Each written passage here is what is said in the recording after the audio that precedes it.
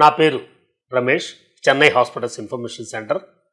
ముఖ్యంగా ఇప్పుడు మనం ఓటు హక్కు దాని గురించి ఒక 2 నిమిషాలు మాట్లాడుకుంటాం. భారతదేశ ప్రజలందరికీ కలిగినటువంటి వారసత్వం, హక్కు, బాధ్యత ఏవైనా అనుకోండి, భారతదేశంలో జన్మించిన ప్రతి ఒక్కళ్ళకి ఒక వయసు వచ్చిన తర్వాత వారికి ఒక ఓటు హక్కు అనేది రావడం జరుగుతుంది. అది భారతదేశం రాజ్యాంగం ప్రకారంగా ఇవ్వడం జరుగుతుంది. కాబట్టి ఈ ఓటు హక్కు కలిగిన వాళ్ళందరూ కూడా ఈ ఓటుని సద్వినియోగం చేసుకోవాలి. అసలు ఓటు హక్కు అంటే ఏంటి, అసలు ఓటు హక్క అసలు అంటే ఏంటి అనే పాయింట్ ఆఫ్ వ్యూకి వస్తే, ముఖ్యంగా మనందరం అనుకుంటాం ఓటు మన హక్కు అని. కాదండి, అది మన బాధ్యత. సో ఏంటి అంటే, మనం ఇప్పుడు ఈ భారతదేశం చక్కగా పరిపాలించబడాలి అంటే ఒక సరైన నాయకులు ఉండాలి. ఇలా సరైన నాయకుల్ని మనమే ఎన్నుకోవాలి. సో మనం భారతదేశం మనకి ఏం చేసింది అని ఆలోచిస్తూ ఉంటాం. కొన్ని సమయాల్లో ఎదుటి వాళ్ళని అడిగినప్పుడు వాళ్ళు భారతదేశం మనకేం చేసింది అని అంటారు. సో భారతదేశం మనకేం చేసింది, మనం భారతదేశానికి ఏం చేయాలి, ఎందుకు చేయాలి, ఈ ప్రశ్నలన్నిటికీ సమాధానం ఏంటంటే, ఫస్ట్ ఆఫ్ ఆల్, సో భారతదేశం మనకి ఏదైనా చెయ్యాలి అంటే మనం చేయించుకోవాలి అంటే, దేశం అంటే ఒక బెంచినో, వస్తువో, కుర్చీయో, బిల్డింగో కాదండి.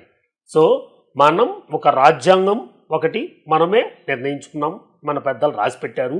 ఆ రాజ్యాంగం అంటే ఇట్స్ ఎ ప్లాన్.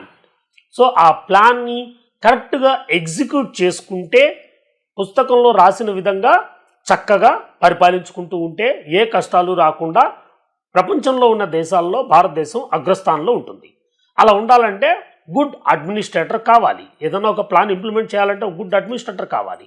ఆ అడ్మినిస్ట్రేటర్ ఎవరంటే మనలో ఒకళ్ళని మనం చూస్ చేసుకోవాలి. అంటే మనకు కరెక్ట్ పర్సన్ని, మనం ఎవరైతే మనకి చక్కగా ఆ ప్లాన్ని ఎగ్జిక్యూట్ చేయగలరు, వారికి ఆ అర్హత ఉందా లేదా, వారి ఎక్స్పీరియన్స్ ఏంటి, వారి ఆలోచన సరళి ఎటువంటిది అనేది చూసి దాన్ని బట్టి మనం ఆ ఓటుని బాధ్యతగా వినియోగించుకోవాలి. సో అప్పుడే మనకి మంచి నాయకులు వస్తే, భారతదేశం అంటే నాయకులే భారతదేశం.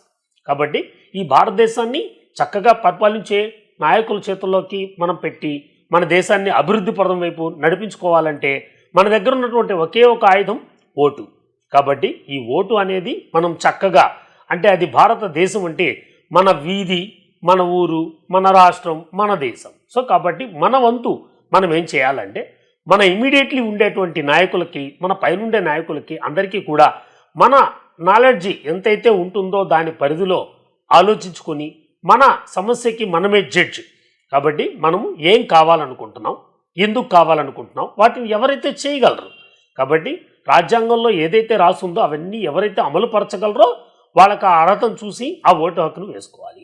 ఎవరు కూడా ఎటువంటి బెనిఫిట్స్కి, ప్రలోభాలకి లొంగకుండా మంచిగా ఆలోచించి మంచి నాయకుల్ని ఎన్నుకొని భారతదేశాన్ని అభివృద్ధి పథం వైపు నడిపించాలని కోరుకుంటూ సెలవు తీసుకుంటున్నాను. నేను ఓటు వేస్తున్నాను. మరి మీరు